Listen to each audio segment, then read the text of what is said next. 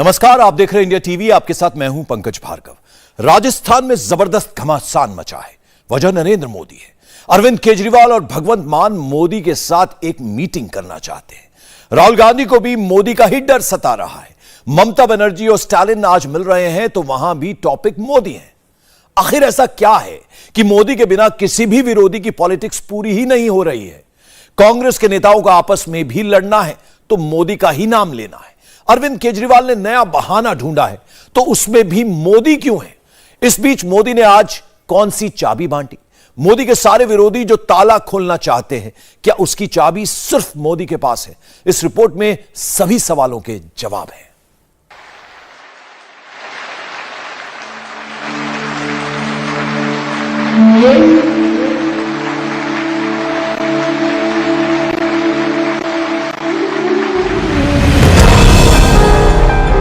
मोदी क्या कर रहे हैं, विरोधी क्या कह रहे हैं। जब मोदी ने गरीबों को घर की चाबी थमाई, कांग्रेस ने मुंह फुलाया। मोदी ने कांग्रेस के एक नेता की तारीफ की, दूसरे नेता ने बुरा मान लिया। इस कहानी की इंटरनल पिक्चर क्या है, यह हम आपको बताते हैं। राजस्थान कांग्रेस में दो खेमे हैं, एक पायलट खेमा, दूसरा गहलोत खेमा।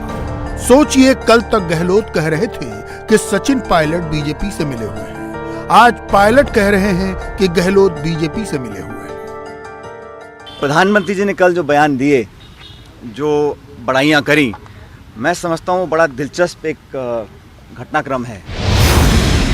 मोदी ने कल क्या किया? अशोक गहलोत की थोड़ी सी तारीफ ही तो की। मोदी अगर तारीफ करे तो विरोधी कहने लगते हैं तारीफ क्यों कर दी।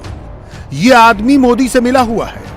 मोदी तारीफ न करे तो विरोधी कहते हैं मोदी किसी को भाव नहीं देता। मोदी साथ बिठा लें तो चर्चा शुरू हो जाती है। मोदी अगर साथ न बिठाएं तो लोकतंत्र खतरे में आने लगता है। राजस्थान में ठीक यही हुआ। मोदी ने गहलोत को सीनियर चीफ मिनिस्टर बताकर उनकी तारीफ कर दी तो पायलट कहने लगे कि गहलोत पाला बदलकर जा सकते हैं। पायलट ने तो एग्जाम्पल भी ढूंढ निकाला। जैसे गुलाम नबी आजाद मोदी के मुंह से तारीफ सुनने के बाद कांग्रेस से निकल गए, सचिन पायलट कहते हैं कि अशोक गहलोत भी वैसे ही जा सकते हैं।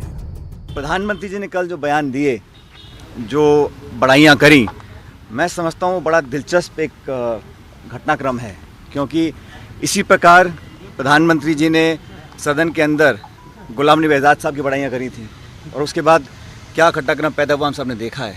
तो बड़ा इंटरेस्टिंग डेवलपमेंट था कल का, जो प्रधानमंत्री जी ने सोते ही बड़ाइयाँ करी हैं। इसको बड़ा मैं इंटरेस्टिंग मानता हूँ और इतना लाइटली नहीं लेना चाहिए। सोनिया गांधी ने राजस्थान में 19 अक्टूबर तक यानी कांग्रेस अध्यक्ष पद का चुनाव होने तक सीज फायर कराया था। क्या वो सीज फायर टूटने वाला है?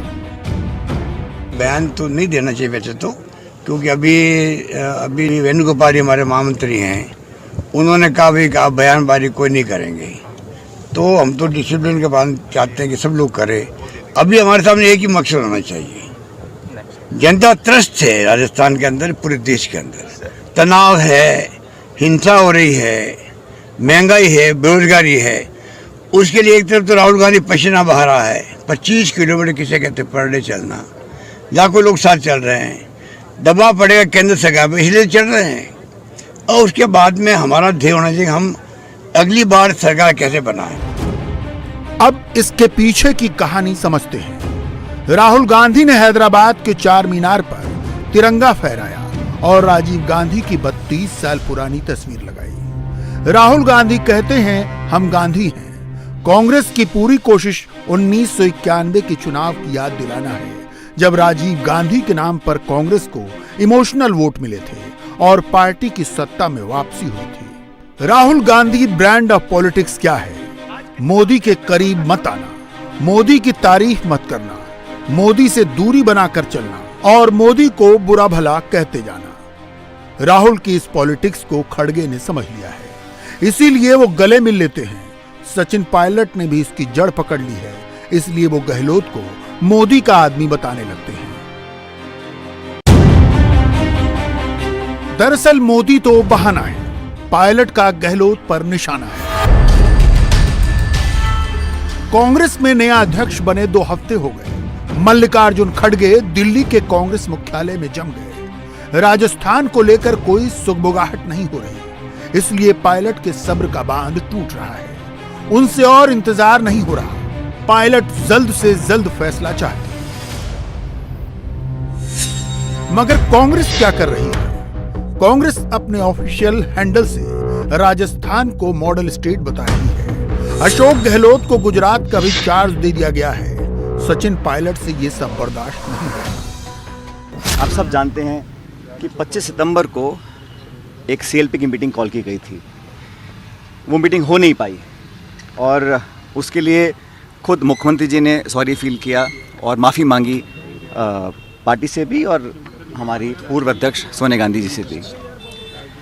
उसके बाद जो ऑब्जर्वर्स यहाँ पर आए थे, माखन जी और खड़गे साहब, उन दोनों ने भी उसको बहुत गंभीरता से लिया और उस सब का संज्ञान लेने के बाद AICC ने इसको एक इनडिसिप्लिन का मामला माना और फिर 3 लोगों को नोटिस दिया गया।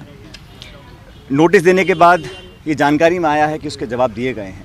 लेकिन मैं ऐसा मानता हूँ कि कांग्रेस एक पुरानी पार्टी है, अनुशासित पार्टी है और इस पार्टी में सबके लिए रूल्स, नियम, कायदे कानून बराबर होते हैं। तो जो इंडिसिप्लिन अगर किया गया है, उसके जवाब मांगे गए हैं, जवाब दिया गया है, तो उस पर भी शीघ्र निर्णय लिया जाना चाहिए। वो इसलिए कोई व्यक्ति कितना बड़ा हो, लेकिन कानून, डिसिप्लिन, अनुशासन पार्टी का सब पे लागू होता है। तो मुझे विश्वास है कि खड़गे साहब, क्योंकि अभी वो नए अध्यक्ष बने हैं, पदभार संभाला है और जल्द इस पर निर्णय लेंगे। क्योंकि ऐसा तो हो नहीं सकता कि इंडिसिप्लिन माना गया, नोटिस दिया गया, जवाब मांगा गया और उसके बाद कोई भी निर्णय ना लिया जाए। निर्णय लिया जाएगा और जल्द लिया जाएगा, मैं ऐसा मानता हूं। राहुल गांधी एक ही लक्ष्य लेकर पैदल चल रहे हैं। 2024 में मोदी को हटाना है। इसके लिए वो बीजेपी और आरएसएस का डर भी दिखाते हैं, धमकी भी देते हैं। भारत जोड़ो यात्रा एक विचारधारा है और एक सिंबल है, और जो बीजेपी की विचारधारा है उसके खिलाफ क्लैरिटी से एक दूसरी विचारधारा रखने का तरीका है। रास्ता लंबा है। बीजेपी से लड़ना, जो इंस्टीट्यूशनल कैप्चर इन्होंने किया है, उससे लड़ना 2 मिनट का काम नहीं है। There is an element of institutional capture which they have done, which the united opposition will reverse, and it's important that people who have played a role in this institutional capture, they realize that you cannot get away with this scot-free, that there is a cost involved in capturing the institutions of this country and trying to destroy the institutions in this country, and you will pay that price. Rahul Gandhi United विपक्ष की बात करते हैं, लेकिन एक एक करके सारे विपक्षी दलों को किनारे करते जा रहे हैं। राहुल गांधी को केजरीवाल से हाथ नहीं मिलाना, राहुल गांधी को देवगौड़ा के जेडीएस से अलायंस नहीं करना, राहुल को टीआरएस के चंद्रशेखर राव से भी हाथ नहीं मिलाना। ममता बनर्जी ने तो खुद ही राहुल को किनारे कर दिया है। ऐसे में राहुल गांधी का साथी कौन है? कांग्रेस में भी हर कोई राहुल के पीछे नहीं है। हाँ, नए नए कांग्रेस अध्यक्ष बने मल्लिकार्जुन खड़गे ने जरूर राहुल गांधी की लाइन पकड़ ली है। वो भी मोदी को बुरा भला कहने लगे हैं। ये बड़ी अजब सरकार है। मोदी का तो रोज देखते हैं, कभी वो टोपी पहनते हैं, क्या कभी रुमाल पहनते हैं। हर वेश में वो आते हैं, जैसा देश वैसा वेश वो करके चले जाते हैं। पंडित जवाहरलाल नेहरू, वल्लभ भाई पटेल जी, महात्मा गांधी जी, सभी ने मिलके ये कहा कि अंबेडकर जी इस संविधान को आप बनाइए। संविधान उन्होंने बनाया और उस संविधान की रक्षा करने का काम किसने किया? कांग्रेस पार्टी ने किया।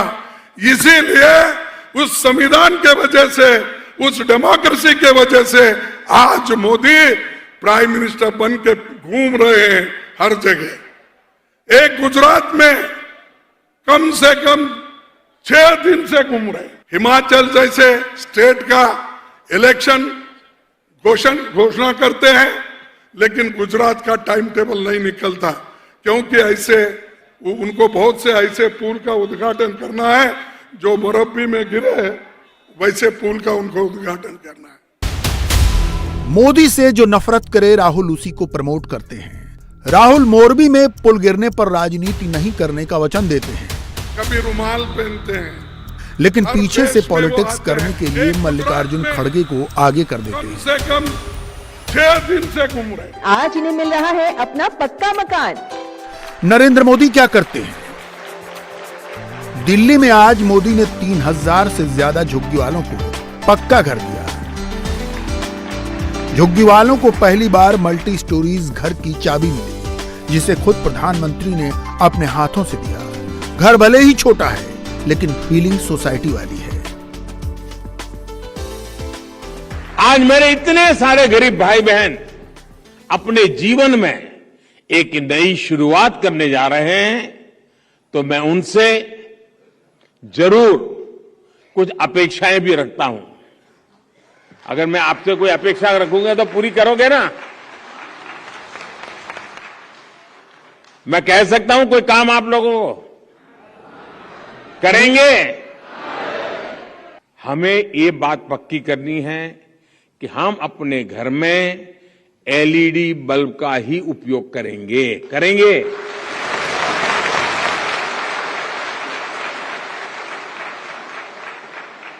दूसरी बात, हम किसी भी हालत में कॉलोनी में पानी को बर्बाद नहीं होने देंगे। हमें यहां झुग्गी झोपड़ी का वातावरण नहीं बनने देना है।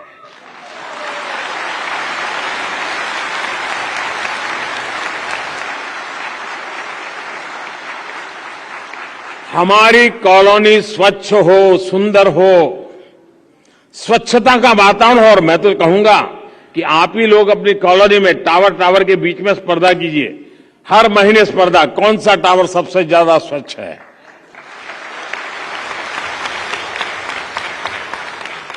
झुग्गियों के बारे में इतने दशकों से जो धारणा बना करके रखी गई थी, झुग्गियों को जिस तरह गंदगी से जोड़ा जाता था, अब हमारा दायित्व है इसको खत्म करना है। मोदी ने कालकाजी में बने जिन घरों की चाबी दी, उनमें वो लोग रहेंगे जिनकी पूरी जिंदगी झुग्गियों में बीतने वाली थी। झुग्गी झोपड़ी कॉलोनियों में वोट वाली सियासत तो सब करते हैं, मोदी ने उनकी जिंदगी बदलने का काम किया है। भारत सरकार द्वारा 50,000 करोड़ रुपए के निवेश से सड़कों को चौड़ा किया जा रहा है, आधुनिक बनाया जा रहा है। दिल्ली में जहां एक और पेरिफेरल एक्सप्रेसवे बन रहे हैं, तो दूसरी ओर कर्तव्य पथ जैसे निर्माण भी हो रहे हैं। द्वारका एक्सप्रेस वे हो या अर्बन एक्सटेंशन रोड अक्षरधाम से बागपत 6 लेन एक्सप्रेस कंट्रोल हाईवे हो, या गुरुग्राम सोहना रोड के रूप में एलिवेटेड कॉरिडोर, ऐसे कितने ही विकास कार्य दिल्ली में केंद्र सरकार द्वारा किए जा रहे हैं, जो देश की राजधानी में आधुनिक इंफ्रास्ट्रक्चर को विस्तार देंगे। जो काम केजरीवाल की सरकार को करना चाहिए था, दिल्ली में वो काम भी मोदी सरकार कर रही है। जो घर केजरीवाल को बनवाने चाहिए थे, वो केंद्र की एजेंसी बना रही है। मोदी ने आज स्वच्छता की बात की, साफ सफाई और साफ हवा की बात की। अब देखिए केजरीवाल की पार्टी ने आज क्या कहा। पोल्यूशन पूरे नॉर्दर्न इंडिया की समस्या है, ऐसे दिखाया जा रहा है। इस पे केवल और केवल राजनीति हो रही है। पोल्यूशन की समाधान की कोई बात नहीं करना चाहता। अगर पूरे नॉर्दर्न इंडिया में पोल्यूशन हो रहा है, तो इसका समाधान कौन निकालेगा? प्रधानमंत्री जी को निकालना पड़ेगा ना, उनको बैठ के बात करनी पड़ेगी। तो प्रधानमंत्री जी बाहर निकल के सबकी मीटिंग क्यों नहीं कर रहे, इसका समाधान क्यों नहीं निकाल रहे? मेरे को गाली देने से अगर पूरे देश की प्रदूषण की समस्या सॉल्व होती हो, बहुत अच्छा है, 24 घंटे गाली दो। लेकिन मेरे को गाली देने से तो समाधान नहीं होगा ना। समाधान तो तब होगा, अब कह रहे ये किसानों को सुबह से बीजेपी वाले गाली देने लग जाते हैं। किसान फसल क्यों जला रहे हैं, किसान स्टबल क्यों जला रहे हैं, किसान पराली क्यों जला रहे हैं, किसान। पंजाब सरकार को इतनी चिट्ठियां आ चुकी केंद्र सरकार की कि कितने किसानों के खिलाफ एफआईआर करी, कितने किसानों के अरे किसानों के खिलाफ एफआईआर करने के लिए इतने उत्साहित क्यों हो रहे हो? क्यों किसानों के खिलाफ एफआईआर करना चाहते हो? जब तुमको घर में रोटी चाहिए होती है तो किसानों के पास जाते हो। जब तुमको घर में चावल खाने होते हैं, रोटी खानी होती है, सब्जी खानी होती है, तो किसानों के पास जाते हो। किसान तुम्हारे घर तुम्हारा पेट पालते हैं, और रोज रोज भगवंत मान के पास चिट्ठी जा रही है, कितनी एफआईआर करी, कितनी एफआईआर करी, कितनी। केजरीवाल के पास जब सिर्फ दिल्ली की सरकार थी तब केजरीवाल पराली के लिए पंजाब सरकार को दोष देते थे। आज जब पंजाब की सरकार भी आम आदमी पार्टी के पास है तब केजरीवाल की पार्टी केंद्र की मोदी सरकार को दोष देती है। मजबूरी का कोई हल नहीं दसदे ते सीधा तुसीं पंजाब के किसानों को गालां कढण लग जांदे हो। पंजाब के किसान बर्दाश्त नहीं करनगे। बीजेपी बदला लैण वाली नीति तो उतरी हुई है, हुण कि पंजाब के किसानों तो बदला लैणा कि इन्होंने जिहड़ा एडा वड्डा अंदोलन करके ते घमंड तोड़ता सेंटर सरकार का, सो ये बर्दाश्त नहीं होगा। मेरे कोले इंडेक्स पे है। आम आदमी पार्टी ने दिल्ली से बदला और पंजाब के किसानों से बदला वाली लाइन निकालकर पराली के मसले को लटकाने और भटकाने की कोशिश की, लेकिन अब शायद ही किसी को इस तरह की बातों पर यकीन होता है। मोदी की एक और विरोधी ममता बनर्जी ने भी लाइन चेंज की है। ममता चेन्नई पहुंची और स्टालिन से मिली। पश्चिम बंगाल और तमिलनाडु को मिला दें तो लोकसभा की 81 सीटें होती हैं। पश्चिम बंगाल में 42 और तमिलनाडु में 39। इस फ्रेम में विपक्ष के दो सबसे ताकतवर मुख्यमंत्री हैं और इनमें से कोई भी कांग्रेस का नहीं है। चेन्नई दौरे में ममता का एक और कार्यक्रम है। वो पश्चिम बंगाल के गवर्नर ला गणेशन के परिवार में हो रही एक शादी के समारोह में भी शिरकत करेंगी। जब तक जगदीप धनखड़ गवर्नर थे तब तक ममता उनसे लड़ती रही। अब मोदी ने जिनको नया गवर्नर बनाया है उनसे ममता की ऐसी दोस्ती की वजह कुछ बयानों से समझिए। I will not talk anything about Prime Minister because this is his state. Mamata Banerjee अब मोदी से नहीं लड़ना चाहती। वो मोरबी की घटना पर मोदी को नहीं घसीटना चाहती। जितना लोगों को जिंदगी लेके जो खिला है उसको तो accountability should be fixed, but as a politician I will not talk anything about politics because this is a matter of the justice, and I think human life is more important than the political discussion or anything. I will not do any politics about the matter. I am very shocked. तो दीदी की नई politics क्या है? दरअसल ममता चेन्नई पहुंची तो उसके पीछे भी 2024 का गणित है। कांग्रेस पार्टी राहुल गांधी की लीडरशिप के अलावा किसी और को लीडर नहीं मान रही, जबकि ममता बनर्जी क्षेत्रीय दलों का अलायंस बनाकर किसी क्षेत्रीय दल के नेता को विपक्ष का उम्मीदवार बनाने में लगी हैं। I cannot say right now all the things without discussing to the leaders of these regional parties, because regional parties are very important for the 24 election.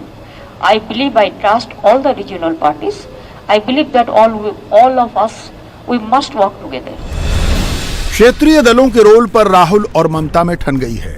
Mamata Banerjee KCR से भी बात करती हैं। राहुल गांधी तेलंगाना जाते हैं तो उनको भ्रष्ट बता देते हैं। ऐसे में सवाल है कि राहुल के साथ है कौन?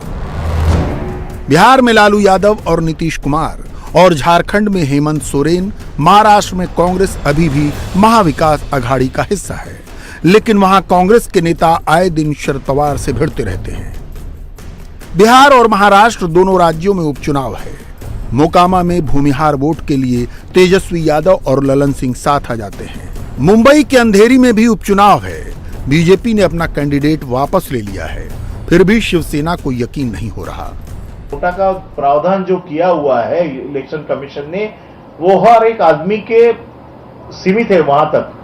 अगर मुझे कोई उसमें से उम्मीदवारों में से कोई अगर ठीक नहीं लगता है तो मेरा अधिकार है नोटा का बटन दबाने का, लेकिन नोटा का प्रचार नहीं हो सकता है कि आप नोटा का बटन दबाओ करके, या नोटा पैसे देके कोई अगर नोटा का बटन दबाने लगाएगा तो ये गलत बात है।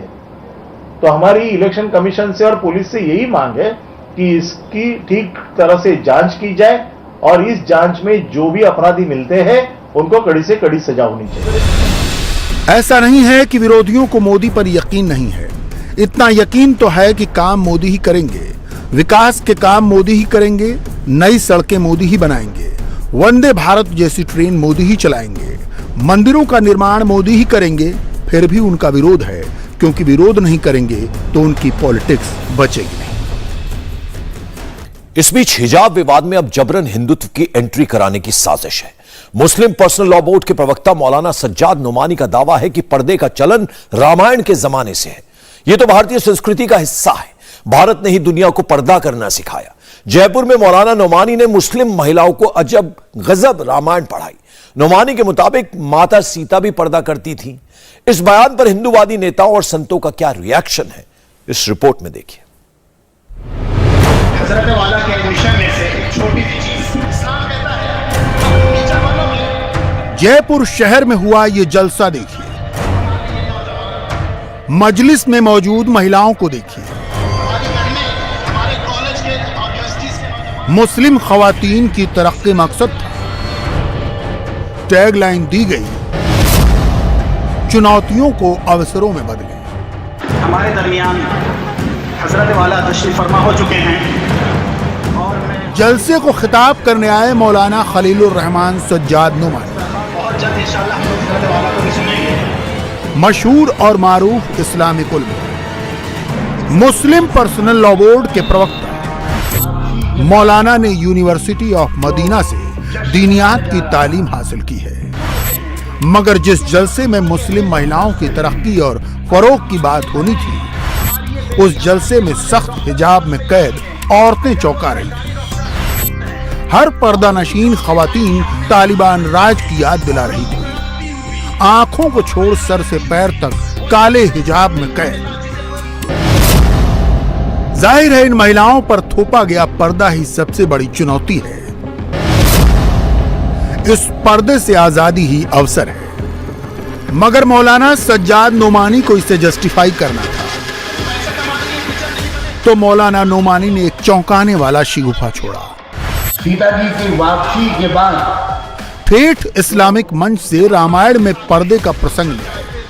सीता जी की वापसी के बाद जो जश्न मनाया जा रहा है, खुशी मनाई जा रही है, इतनी लंबी जुदाई के बाद श्री रामचंद्र जी और सीता जी का मिलन हो रहा है, यकीनन ये खुशी की बात है। तो उनके छोटे भाई लक्ष्मण, रामचंद्र जी के छोटे भाई लक्ष्मण से कहा जाता है, हार देकर, माला देकर ये खुशी के मौके पर अपनी भाभी के गले में, सीता जी के गले में ये माला डालो। ये बहुत खुशी का मौका है, इसको हम एंजॉय करेंगे, सेलिब्रेट करेंगे। वहां 14 महिलाएं रामायण के बयान के मुताबिक खड़ी हैं। मैं नहीं जिम्मेदारी लेता कि वो बयान कितना सच्चा है कितना झूठा, लेकिन मैं बता रहा हूं कि जो लिखा है कि 14 औरतें वहां पर खड़ी थी। लक्ष्मण जी हाथ लेकर, माला लेकर खड़े हो गए।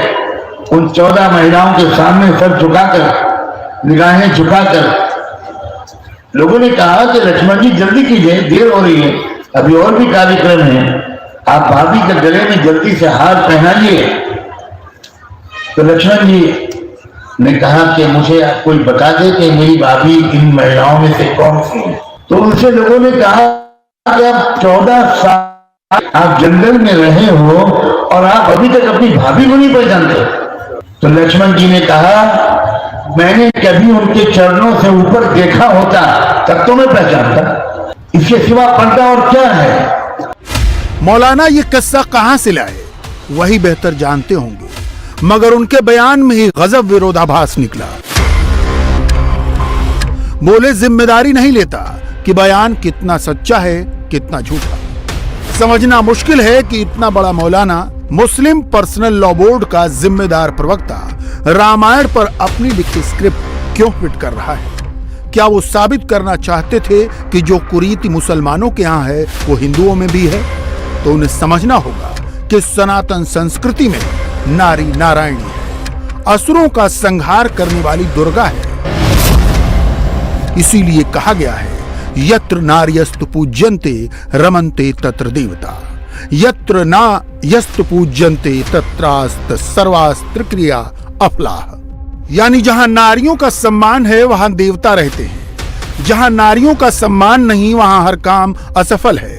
भारतीय संस्कृति में नारी शक्ति है, वो पर्दे में नहीं रखी जाती। रामायण काल में कैकेयी महाराज दशरथ के साथ युद्ध में जाती हैं। सीता भगवान शिव का वो धनुष उठा लेती हैं, जिसे महारथी नहीं उठा सके। महाभारत काल में द्रौपदी और कुंती हर जगह पांडवों के साथ होती है। हिंदुओं का तो कोई अनुष्ठान पति पत्नी के एक साथ बैठे बगैर पूरा नहीं होता। मगर मौलाना अपनी थीसिस लिख रहे हैं, हिजाब भारतीय संस्कृति की देन है, हिजाब भारत से ही दुनिया में गया है। अब उस मुल्क के अंदर हिजाब करने में मुश्किल पेश आएगी जिस मुल्क ने दुनिया को हिजाब सिखाया था। इस बात को नोट कीजिएगा, दुनिया को हिजाब, दुनिया को पर्दा सबसे पहले भारत ने सिखाया है। उस देश के अंदर हमारी बच्चियों को परेशान उठानी पड़े अगर वो असली भारतीय संस्कृति की तरफ वापस जाना चाहें, अगर वो पर्दा करना चाहें। उस वक्त तो कुरान नहीं आया था, उस वक्त तो मोहम्मद रसूलुल्लाह दुनिया में तशरीफ नहीं लाए थे। लोगों ने जहालत की वजह से, और मैं तो ठोक लफ्जों में कह रहा हूं, भारत के लोग, भारत के पॉलिटिकल लीडर्स वही भारत की तारीख के एतबार से बिल्कुल जाहिल है। उन्होंने भारत की तारीख नहीं पढ़ी। और उससे आगे बढ़कर कहता हूं, उन्होंने अपने मजहब की किताबों को भी ठीक से नहीं पढ़ा। मौलाना की इस फर्जी थीसिस का पर्दाफाश करते हैं बीजेपी के प्रवक्ता और राज्यसभा सांसद सुधांशु त्रिवेदी के मुताबिक मौलाना रामायण पढ़ने की बात करते हैं और पूरे प्रसंग को ही गलत कोट कर रहे हैं। पहले तो मैं मौलाना साहब से कहना चाहूंगा, वो जो बोल रहे हैं जरा सोच समझ के बोल रहे हैं कि नहीं। रामायण हमारे हिंदुओं का धर्म ग्रंथ है, और पहले तो वो ये कह रहे हैं कि उन्होंने उसको पढ़ा है, फिर ये कह रहे हैं कि जो उसमें लिखा उसको सच मान रहे हैं। तो मजहब से बेदखल किए जा सकते हैं, क्योंकि अगर वो अपने मजहब के हिसाब से देखें तो वो तो गैर मजहबी काम कर रहे हैं। मगर अब मैं उनकी बात का तथ्यात्मक उत्तर देता हूं। हमारे किस देवी की फोटो घूंघट में है, इसका कहां उल्लेख है? ये मुगलों के भारत में आने के बाद यह प्रथा प्रारंभ हुई। मतलब प्राचीन काल से लेके, रामायण महाभारत से लेके, चंद्रगुप्त विक्रमादित्य, चंद्रगुप्त मौर्य से लेकर कभी किसी प्रकार का उल्लेख नहीं आता। और जिस रामायण के प्रसंग का वो उल्लेख कर रहे हैं वो प्रसंग ये नहीं है। वो प्रसंग ये है कि जब सीता माता का हरण करके रावण ले जा रहा था तो वो मार्ग में अपने आभूषण छोड़ते हुए जा रही थी। तो जब भगवान राम और लक्ष्मण उनको खोजते हुए गए तो जटायु से लक्ष्मण ने कहा कि ये सीता माता के आभूषण हैं, इनको पहचानो, क्या ये उन्हीं के हैं? तो लक्ष्मण ने कहा कि मैं नित्य प्रति उनकी चरण वंदना करने के लिए उनके पैर छूता था, तो जो पैर में पहनने वाले आभूषण है वो तो मैं पहचान सकता हूं, परंतु मैं कभी उनके सीधे मुख की तरफ देखने का साहस ही नहीं करता था, इसलिए मैं उन आभूषणों को नहीं पहचान सकता। यह दर्शाता है कि भारत में प्राचीन काल में भाभी का स्थान कितना ऊंचा, दिव्य और मातृवत होता था, यह उसका प्रतीक है। मगर अब समस्या यह है कि हमारे यहाँ कोई भी बगैर पढ़े हुए, बगैर जानकारी लिए हुए इस प्रकार के जो टिप्पणियां करती हैं, मेरे विचार से इससे बचना चाहिए। सुधांशु यही नहीं रुकते, वो भारतीय परंपरा में वेदों पर शास्त्रार्थ करने वाली महिलाओं का उदाहरण देते हैं। सुधांशु के मुताबिक इस्लाम और सनातन परंपरा की तुलना न की जाए तो अच्छा है। पर्दा प्रथा तो छोड़िए, हमारे यहाँ तो एक से एक विदुषी महिलाएं थीं जो वेदों पर शास्त्रार्थ करती थी। आचार्य मंडन मिश्र और शंकराचार्य के मध्य का शास्त्रार्थ था, उसमें जूरी कौन थी, न्यायाधीश कौन थी? मंडन मिश्र की पत्नी वह भारती। मैं विनम्रता से पर चुनौती से पूछता हूं, किसी दुनिया के दूसरे मजहब या रिलीजन में बताइए जहां महिलाओं को धर्म ग्रंथ के ऊपर टिप्पणी करने का ही अधिकार हो, और टिप्पणी करने का नहीं, न्यायाधीश बनने का भी अधिकार हो। तो हमारे यहां से वो तुलना न करें तो बेहतर होगा। अब आइए, सीता की लंका से जिस वापसी का जिक्र मौलाना कर रहे थे उसे तुलसी कृत रामचरितमानस में देख लेते हैं। वामपंथी नैरेटिव कहता है कि लंका विजय के बाद राम ने सीता की अग्नि परीक्षा ली, मगर मानस के अरण्य कांड में तुलसीदास जो सच बयान करते हैं वो सुनिए। लक्ष्मण गए बनहि जब लेन मूल फलकंद, जनक सुतासन बोले बिहसी कृपा सुख बृंद। सुनहु प्रिया व्रत रुचिर सुशीला, मैं कछु करबि ललित नर लीला। तुम पावक महु करहु निवासा, जो लगी करो निशाचर नासा। लक्ष्मण खाने के लिए कंद मूल फल लेने वन में गए। उसी वक्त भगवान राम सीता जी से कहते हैं, हे प्रिया, मैं कुछ ललित नरलीला करने जा रहा हूं। निशाचरों का नाश करना है, इसके लिए तुम्हें अग्नि में निवास करना होगा। यही वजह है कि रावण सीता जी को अशोक वाटिका में छू तक नहीं सका। लंका विजय के बाद अब सीता जी को अग्नि से वापस भी लेना था, इसलिए राम फिर सीता को वापस अग्नि प्रवेश के लिए कहते हैं। लंका कांड में तुलसी लिखते हैं, प्रभु के वचन शीस धरि सीता, बोली मन क्रम वचन पुनीता। लक्ष्मण होहु धर्म के नेगी, पावक प्रकट करहु तुम बेगी। सीता ने राम की बात सुनते ही लक्ष्मण से कहा, तुम जल्दी से अग्नि प्रकट करो, मुझे उसमें प्रवेश कर फिर बाहर निकलना है। रामायण में ये सीता की सामर्थ्य है और ये शक्ति है, इसलिए जब मौलाना हिंदू प्रथा में हिजाब की बात करते हैं तो अयोध्या के संत आक्रोशित हो जाते हैं। ये लक्ष्मण जी ने कहा था कि हमने सीता जी के जो चरण के आभूषण हैं उनको तो मैं बता सकता हूं, लेकिन मुख के आभूषण कौन है उनको मैं नहीं बता सकता हूं। ये हमारी संबंधों की मर्यादा है, लेकिन इन संबंधों की मर्यादा के लिए वो कैसे कह सकता है जिनके यहाँ महिलाओं के साथ हलाला होता है और उसको अपने वो धर्म का एक हिस्सा मानते हैं, मजहब का। और हलाला का मतलब क्या होता है, लोग न समझे बलात्कार है। और वो कौन करता है, उस महिला की गैर इच्छा से उसका ससुर करेगा, उसका फिर जो है तो भाई करेगा, फिर मौलवी करेगा, और वो उसके अपने मजहब का, अपने धर्म का एक अभिन्न हिस्सा मानते हैं। तो जहां महिलाओं के साथ बलात्कार को धर्म माना जाता है, वहां वो कैसे, मर्यादा की बात उनको कैसे आ गई। ये अज्ञानता जो है उनका इससे प्रदर्शित होती है कि उनको न तो उनको इस्लाम का ज्ञान है और न सनातन का ज्ञान है। अगर सनातन धर्म का ज्ञान होता तो भी वो इस तरह की बात न करते। और इस्लाम का भी ज्ञान नहीं है, क्योंकि इस्लाम में जो है महिला खतना तक होता है। ये तो बीच में कुछ कम हुआ है, लेकिन अभी भी कहीं कहीं बोहरा समाज है जो महिला खतना होता है। ये कहा जा सकता है इस्लाम में महिलाओं को जितना दबाया जा रहा है, मैं कहता हूं अगर इस्लाम में महिलाओं को फ्रीडम छोड़ दीजिए, 99% महिलाएं हिजाब से प्रताड़ित हैं, पीड़ित हैं, लेकिन उनको दंड है कि इनका जो मजहबी उन्माद है, इनकी जो क्रूरता है, वो जानती है कि उनकी हत्या हो जाएगी। एक सम्मान भरी भाव है, एक संस्कृति हमारा है, एक परंपरा हमारी ऐसी है, एक ऐसी व्यवस्था है, और उसको जिस प्रकार से रूढ़िवादी तरीके से नहीं, ये संस्कारवादी तरीके से हम लोग चलते हैं। और सनातन में तो स्त्रियों का देखिए, छोटी बच्ची है तो कन्या पूजन करते हैं, और तो नारी की शक्ति स्वरूपा है, और बड़ी तो मातृ शक्ति स्वरूपा है, बहन शक्ति स्वरूपा है, भाभी माँ शक्ति स्वरूपा है। तो इस भाव से देखते हैं। और उनके यहाँ तो महिलाओं तो उपभोग की वस्तु है, एक नहीं, दो नहीं, तीन नहीं, तलाक तलाक तलाक, काम खत्म। दरअसल सनातन की सहिष्णुता से नोमानी जैसे लोग अपनी व्याख्याएं और अपने प्रसंग गढ़ते हैं, उल्टे सीधे नैरेटिव सेट करते हैं। एक दौर में वोट बैंक की पॉलिटिक्स ने ऐसे लोगों को छूट दी, सेकुलरिज्म का चोला ओढ़कर इसे हवा दी गई। मगर अब समय बदला है, सनातन सचेत है, चेतावनी के लहजे में रिएक्ट कर रहा है। इंडिया टीवी हर वक्त हर जगह डाउनलोड करने के लिए सर्च करें India TV news Google play store या ऐप स्टोर पर।